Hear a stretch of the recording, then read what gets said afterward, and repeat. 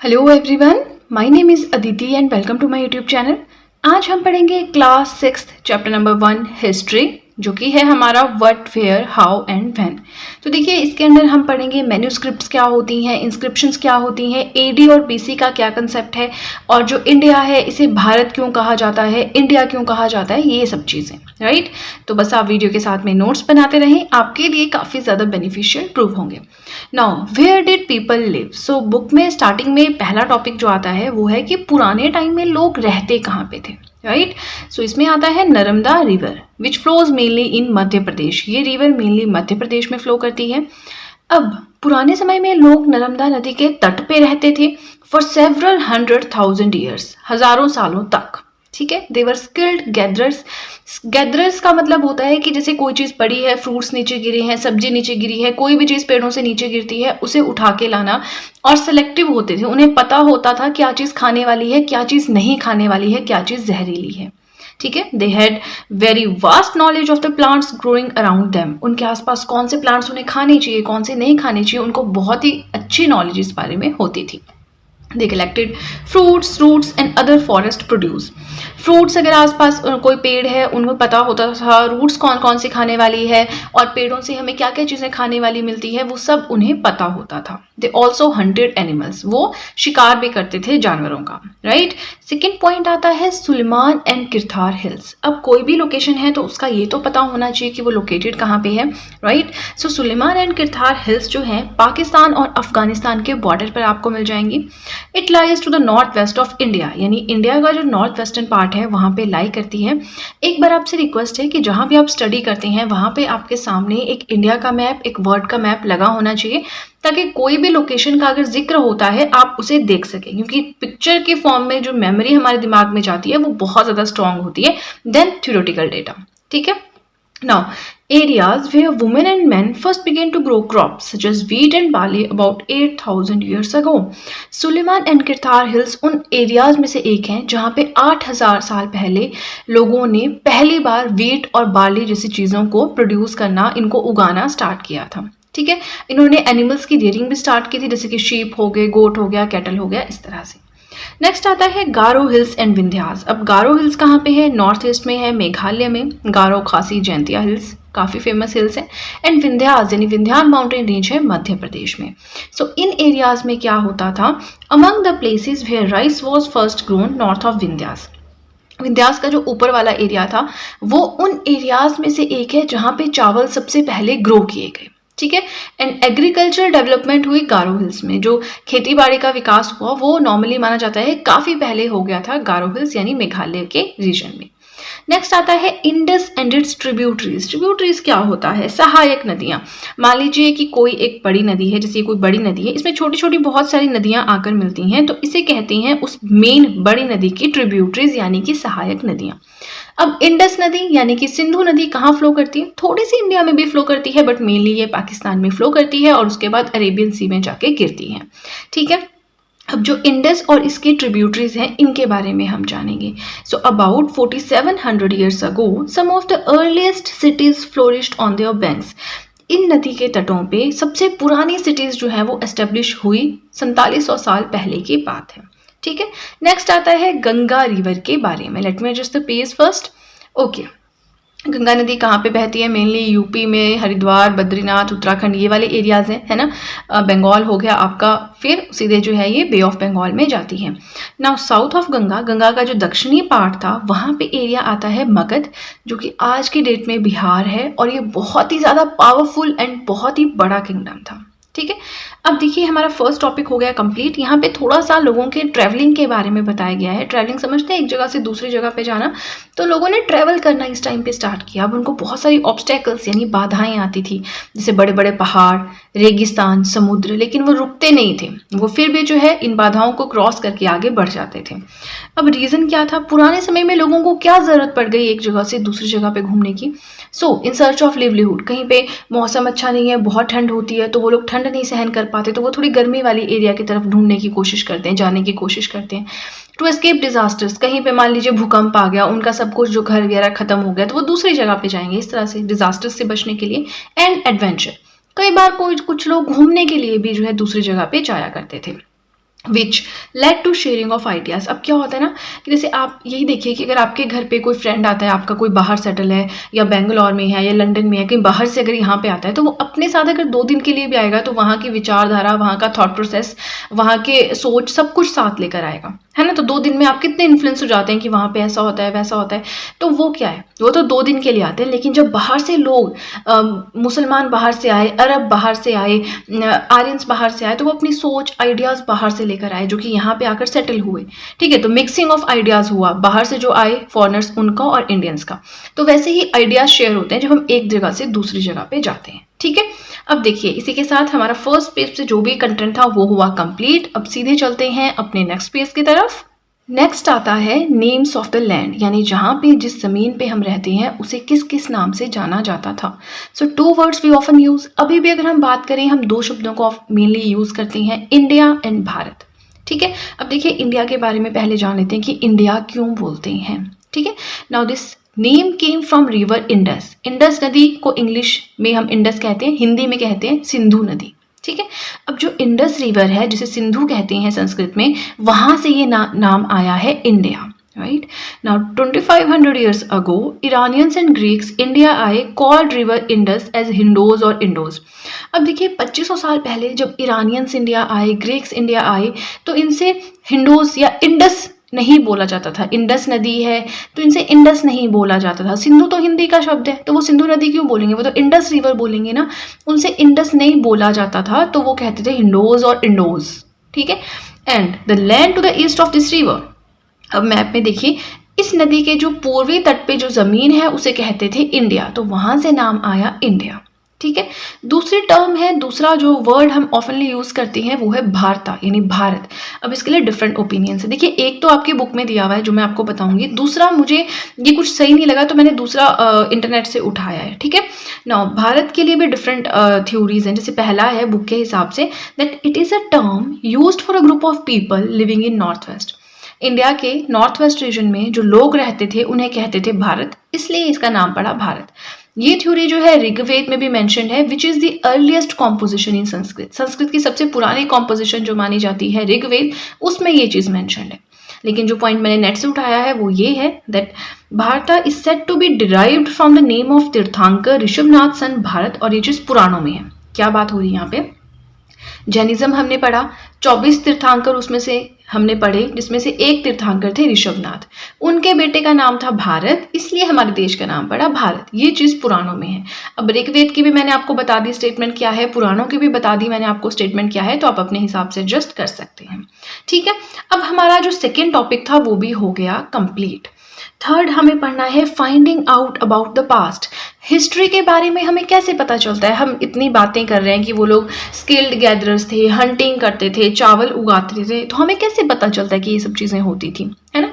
अब इसके लिए सेवरल वेज, बहुत सारे ऐसे तरीके हैं, लेकिन हम 2 मेन तरीके पढ़ेंगे, through manuscripts and through inscriptions. Now this is the most important part of this chapter. एक ये और एक इससे अगले वाला, दोनों ही पार्ट्स बहुत इंपॉर्टेंट है। ठीक है, मैन्यूस्क्रिप्ट्स क्या होती है, इंस्क्रिप्शंस क्या होती है, आपकी बेसिक अंडरस्टैंडिंग भी इस चीज से इंक्रीज होगी। राइट, तो अब हमें ये 2 टर्म्स पढ़नी है, मैन्यूस्क्रिप्ट्स एंड इंस्क्रिप्शंस। राइट, चलिए एक बार फिर से रिक्वेस्ट है कि वीडियो पसंद आए तो लाइक फटाफट से कर दीजिएगा और वीडियो के साथ में अपने नोट्स बनाते रहें। अब हम पढ़ेंगे कि मैन्यूस्क्रिप्ट्स क्या होती हैं। मैन्यूस्क्रिप्ट्स में जो मैन्यू शब्द है इसका मतलब है हैंड, यानी कि हाथ, और ये जो शब्द है ये लैटिन वर्ड का है। ठीक है, तो क्वेश्चन आ जाता है लैटिन वर्ड से लिया गया है, ग्रीक वर्ड से लिया गया है, कौन से वर्ड से लिया गया। सो मैन्यूस्क्रिप्ट में जो मैन्यू शब्द है एक लैटिन वर्ड है जिसका मतलब है हाथ या फिर हैंड। नाउ मैन्यूस्क्रिप्ट्स क्या होती हैं, books that were written by hand long ago. बहुत साल पहले बुक्स जो हाथों से लिखी गई थी, जो खुद से लिखी थी, ठीक है, पुराने जो हमारे ऑथर थे उन्हें हम कहते हैं manuscripts, usually written on palm leaf. अब कागज तो होता नहीं था, बहुत पुरानी बात हो रही है, तो जो पाल्म के पत्ते होते थे उन पे ये बुक्स लिखी जाती थी, और या फिर on specially prepared bark of a tree called birch. एक पेड़ है which grows mainly in Himalayas, जो कि हिमालयस में मिलता है, तो उसकी छाल को निकाल के, जैसे कि बर्च कहते थे, उस पे भी बुक्स यानी किताबें या जो शब्द हैं वो लिखे जाते थे। तो किस किस पे, एक पेड़ जो हिमालयाज में मिलता है उसकी खाल या फिर उसकी छाल को निकाल के, जिसे बर्च कहते हैं, उसके ऊपर, या फिर पाल्म लीफ के ऊपर। ठीक है, नाउ लैंग्वेज, पुराने टाइम में हमने ये तो देख लिया कि कैसे मैन्यूस्क्रिप्ट्स क्या होती हैं, पुरानी बुक्स होती हैं, फिर हमने ये जान लिया कि किसके ऊपर लिखी जाती थी। अब हम ये जानेंगे कि कौन सी लैंग्वेज में लिखी जाती थी। So Sanskrit, Prakrit and Tamil, mainly in 3 languages में लिखी जाती थी। ऐसा नहीं है कि और में नहीं लिखी जाती थी, बट मेनली इन 3 लैंग्वेजेस में लिखी जाती थी। प्राकृत जो है it is a language use by ordinary people, आम आदमी जो है वो इस भाषा को यूज़ करता था। आम आदमी संस्कृत को यूज़ नहीं कर सकता था क्योंकि उसमें बहुत सारे रूल्स एंड रेगुलेशंस होते हैं, तो बहुत ही इलाइट एंड जो पढ़े लिखे लोग होते हैं उनकी भाषा मानी जाती थी संस्कृत। ठीक है, नेक्स्ट आता है इट डील्स विद। अब जो मैन्यूस्क्रिप्ट्स हैं, लैंग्वेज पढ़ ली, किस पे लिखी जाती है वो पढ़ ली, ये लिखे किस बारे में जाती थी, क्या लिखते थे ऑथर्स, किस टॉपिक के बारे में लिखते थे। So mainly religious beliefs and practices, धार्मिक क्या मान्यताएं हैं उस टाइम पे, उन पे लिखा जाता था। द लाइफ्स ऑफ किंग्स, राजा किस तरह से रहते हैं, क्या उनके दरबार में होता है, उस बारे में लिखा जाता था। मेडिसिन एंड साइंस, दवाइयों के ऊपर, विज्ञान के ऊपर, हर एक टॉपिक के ऊपर जो है ये बुक्स लिखी जाती थी। एंड बहुत इंटरेस्टिंग बात एंड जानने वाली बात, जो कि बहुत दुखद बात है, कि many were eaten by insects. अब पुराने टाइम में ऐसा तो था नहीं कि इनको बचा के रखना है, कहीं गुफा में पड़ी है, कहीं पड़ी है, मंदिरों में पड़ी है, मोनेस्ट्रीज में पड़ी है, वो पड़ी रहती थी, तो उन्हें बचा के या संभाल के नहीं रखा गया, तो उनको इंसेक्ट्स यानी कि कीड़े मकोड़े जो होते हैं इन्होंने खा लिया बहुतों को। लेकिन many were preserved in temples and monasteries right now, बहुत सबको तो खा लिया कीड़े मकोड़ों ने, लेकिन बहुत सारी ऐसी भी हैं जो मंदिरों में और मठों में प्रिजर्व करके रखी गई हैं, है ना। तो देखिए हमें कितना कुछ समझने के लिए, जानने के लिए मिला मैन्यूस्क्रिप्ट्स के लिए, है ना। मैन्यूस्क्रिप्ट से रिलेटेड हमने काफ़ी कुछ जाना, वैसे ही हम इंस्क्रिप्शन से रिलेटेड जानेंगे। और एक टर्म आती है ना कि एडी क्या है, बीसी क्या है, बच्चों को नहीं पता रहता है, तो वो भी बहुत अच्छे से मैं एक्सप्लेन करूंगी नेक्स्ट पेज पे। ठीक है, हमारा लास्ट पेज रहेगा वो। तो आपसे बस इतनी सी रिक्वेस्ट है, वीडियो के साथ में नोट्स बनाते रहें और वीडियो पसंद आए तो लाइक ज़रूर कीजिएगा। चलिए अब ज़्यादा बातें ना करते हुए सीधे चलते हैं अपने नेक्स्ट पेज की तरफ। नेक्स्ट हमें जो पढ़ना है वो है इंस्क्रिप्शंस। अब इंस्क्रिप्शंस क्या होती हैं, जिस तरह से हमने मैन्यूस्क्रिप्ट्स के बारे में इन डिटेल पढ़ा, हम इंस्क्रिप्शंस के बारे में भी इन डिटेल जानेंगे। सो इंस्क्रिप्शंस होती हैं writings on relatively hard surfaces such as stone और मेटल। किसी हार्ड सर्फेस के ऊपर, कठोर सर्फेस के ऊपर जब खुदाई करके, मान लीजिए कोई मेटल का सर्फेस है या कोई प्लेट है आपकी, है ना, थाली है आपकी स्टील की, उसके ऊपर आप चाकू से खुदाई करके लिख रहे हैं, तो वो क्या हुआ, हार्ड सर्फेस के ऊपर आप कुछ लिख रहे हैं, that is called as inscription. वैसे ही बड़े बड़े पत्थरों, बड़े बड़े चट्टानों, हार्ड चीजों के ऊपर जब कुछ लिखा जाता था डिग करके, उसे कहते थे इंस्क्रिप्शंस। ठीक है, अब इंस्क्रिप्शंस कौन लिखता था? Kings got their orders inscribed so that people could see, read and obey them. राजाओं ने कुछ अच्छा काम किया, इन्होंने कोई ऑर्डर दिया है कि आपको ये चीज़ फॉलो करनी है, तो राजा क्या करते थे, उसकी इंस्क्रिप्शन बनवा देते थे, बड़ी बड़ी चट्टानों पे उसको खुदाई करके लिखवा देते थे, ताकि लोग बार बार उसे देखें, लोगों को याद रहे कि हमें ये चीज़ फॉलो करनी है, और उसका आज्ञा जो है उनकी, उसका राजा की जो आज्ञा है उसका पालन करें। ठीक है, एक और चीज जो है राजा इंस्क्रिप्शंस के थ्रू बताते थे लोगों को, वो क्या था, Kings often kept records of battles. जो बड़े बड़े युद्ध होते थे ना, उसके बारे में भी राजा जो है रिकॉर्ड रखते थे, इन विच दे टर्न विक्टोरियस। ये तो ऑब्वियस है, अब मान लीजिए किसी मुगल राजा की बात करें, अगर वो किसी युद्ध में जीत गया तो वो इंस्क्राइब करवाएगा, पत्थर के ऊपर इंस्क्रिप्शन बनवाएगा। एक हार गया तब क्यों बनवाएगा, है। किसी भी युद्ध में अगर विजयी होते हैं तो उसके भी इंस्क्रिप्शंस वो बनवाते थे। ये तो हो गई बेसिक चीजें। अब एक नई टर्म आती है आर्कियोलॉजिस्ट, कि आर्कियोलॉजिस्ट कौन होता है। अब हम आर्कियोलॉजिस्ट के बारे में पढ़ेंगे, बहुत ही इंपॉर्टेंट है, ध्यान से सुनिएगा। So archaeologist is a person who studies the people and what they did in the past by the things they left behind. हमें कोई पुरानी चीज़ें मिलती हैं, आर्कियोलॉजिस्ट वो इंसान होता है जब उसे कोई पुरानी चीज़ मिलती है सर्च करते हुए, ढूंढते हुए, तो वो उन चीज़ों से स्टडी करता है कि लोग उस टाइम पे कैसे रहते थे, क्या करते थे, उन चीज़ों का क्या यूज़ करते थे, और लोगों के बारे में जानने की कोशिश करता है, लोगों की लाइफ के बारे में जानने की कोशिश करता है उन पुरानी चीज़ों से। ठीक है, अब आर्कियोलॉजिस्ट किस किस चीज़ के बारे में स्टडी करते हैं? So they study the remains of building, stone और brick, painting, sculpture, tools, ornaments, weapons. अब कोई बिल्डिंग है, टूट फूट गई है, चाहे वो पत्थर की है चाहे वो ईंट की है, उसकी स्टडी करेंगे कि घर किस तरह के होते थे, उनमें वॉशरूम्स होते थे कि नहीं होते थे, पूजा घर था कि नहीं था, किचन कैसा था, ये सब देखेंगे, ड्रेनेज कैसे होती थी, ये सब देखेंगे, कितनी खिड़कियां थी, कितने दरवाजे थे, प्राइवेसी का इशू था कि नहीं था, ये सब देखेंगे। पेंटिंग्स मिलेंगी उनको, स्कल्पचर, मूर्तियाँ मिलेंगी, औजार मिलेंगे, हथियार मिलेंगे, ऑर्नामेंट्स, गहने मिलेंगे। तो इन सबसे वो पता लगाते थे कि पुराने टाइम में लाइफ कैसी होगी। दे ऑल्सो कैरिड एक्सकेवेशंस, खुदाई भी करते थे, digging the surface of earth, earth के अंदर खुदाई करके देखते थे कि कोई चीज़ अर्थ के अंदर तो नहीं दबी हुई है ना। They study bones of animals, birds, fish plus plant remains, जो पशु होते हैं, पंछी होते हैं, मछलियाँ होती हैं, उनकी बोन्स की स्टडी करते थे कि कितनी पुरानी है। जो प्लांट्स के रिमेन्स होते हैं उनकी स्टडी करते थे, बट प्लांट्स जो है ना ये डिकम्पोज हो जाते हैं, तो इनका हमें नहीं ज़्यादा पता चलता है। मेनली जो है एनिमल्स और बर्ड्स, फिश, जो इनकी जो बोन्स होते हैं उनकी स्टडी करते थे। ठीक है, अब हम इसी के साथ पहुंच गए आज का लास्ट सब टॉपिक, जो कि है what do dates mean, dates का क्या मतलब होता है। और जो स्टूडेंट्स कहते हैं ना कि हमें AD और BC का नहीं पता, ध्यान से सुनिएगा, बहुत ही अच्छे से मैं एक्सप्लेन करूंगी, आपको बिल्कुल बहुत अच्छे से समझ आ जाएगा। So what do dates mean, dates का क्या मतलब होता है। AD एंड BC, दो चीज़ों में बहुत कंफ्यूजन होता है, ध्यान से सुनिए, आपको बहुत अच्छे से समझ आएगा। AD stands for anno domini, अब BC stands for before Christ. अब हमें एक और चीज़ जाननी है, AD की फुल फॉर्म जान ली, BC की फुल फॉर्म जान ली। AD को CE भी बोलते हैं, कॉमन एरा, और BC को BCE भी बोलते हैं, बिफोर कॉमन एरा। अब ये सबका क्या मतलब है, देखिए ये है टाइमलाइन। यहाँ पे है बर्थ ऑफ जीसस क्राइस्ट, ये जो 0 मैं यहाँ पे लिख रही हूँ, यहाँ पे हुआ जीसस क्राइस्ट का बर्थ। ठीक है, इन्हीं की टीचिंग्स के ऊपर जो है क्रिश्चियनिटी एक रिलीजन है जो पूरा का पूरा बना हुआ है। अब इनके बर्थ को हम मानते हैं एज अ रेफरेंस, इनके बर्थ को मान लीजिए 0।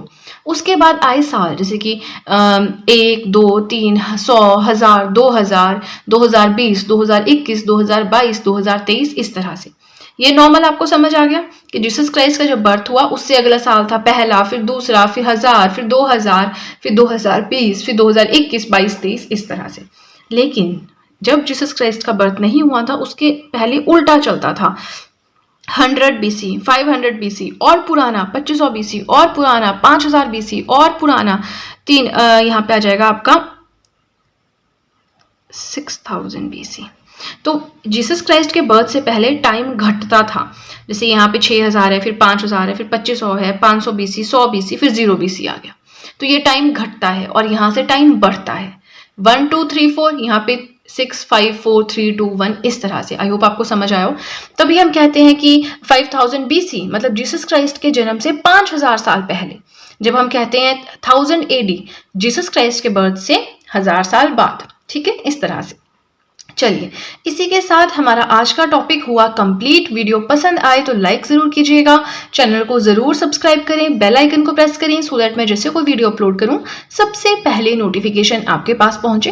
प्लस जो भी आपके फ्रेंड्स हैं जो भी गवर्नमेंट एग्जामिनेशंस के लिए प्रिपेयर कर रहे हैं, उनके साथ भी मेरे चैनल का लिंक जरूर शेयर करें, so that in handwritten notes का उन्हें भी कुछ फायदा हो सके। तो चलिए फ्रेंड्स, आज के लिए इतना ही, अब हम मिलेंगे नेक्स्ट वीडियो में। So that's it and see you soon.